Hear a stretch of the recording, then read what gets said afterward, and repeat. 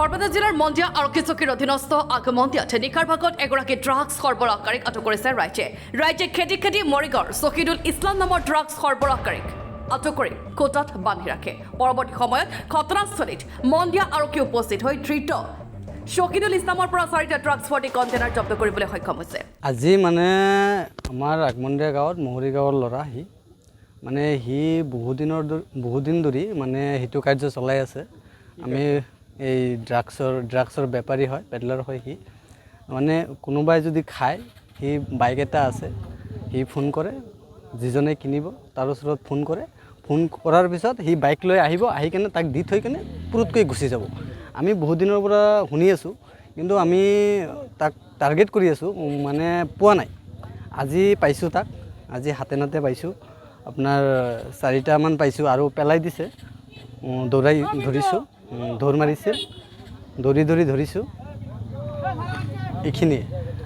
কি পাইছে আজি তাৰ লগত কি পাইছে? আজি 4টা টেমা পাইছোঁ। অঁ, কণ্টেইনাৰ পাইছে 4টা। আৰু সি বহুত দিন ধৰি মানে কৰি আছে, বিজনেছ কৰি আছে। ক'ৰ পৰা ধৰিছে নাজানো, খেদি ধৰিছে, খেদি ইয়াতে ধৰিছে, ইয়াতে ৰাইজে ধৰিছে। কি বিচাৰে আপোনালোকে?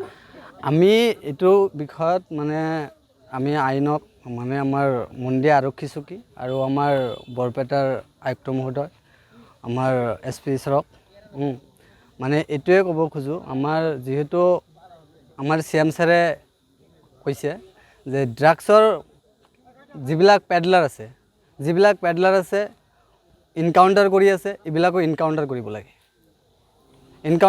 লাগে। আৰু ইহঁতে যাতে আইনৰ কোনো সুৰুঙা দি পাৰ হ'ব নোৱাৰে, ইহঁতে ডাইৰেক্ট মানে জেলত দিব লাগে। আৰু ইয়াৰ লগত যিয়ে জড়িত নাথাকক এৰেষ্ট কৰিব লাগে আৰু জেললৈ প্ৰেৰণ কৰিব লাগে।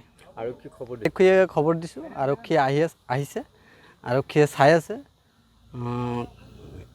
কৰি মানে তদন্ত কৰি আছে চব। ল'ৰাজনৰ নাম শ্বহীদুল ইছলাম, ঘৰ মৰিগাঁও। ইয়াৰ পৰা আগমন্দিয়ালৈ আহে?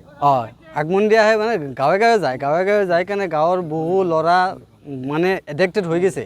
এতিয়া আমাৰ গাঁৱত ইয়াতে চালে মানে বহু ল'ৰা এডিক্টেড। আজি মানে এজন ৰিহেবত দিয়া হৈছে।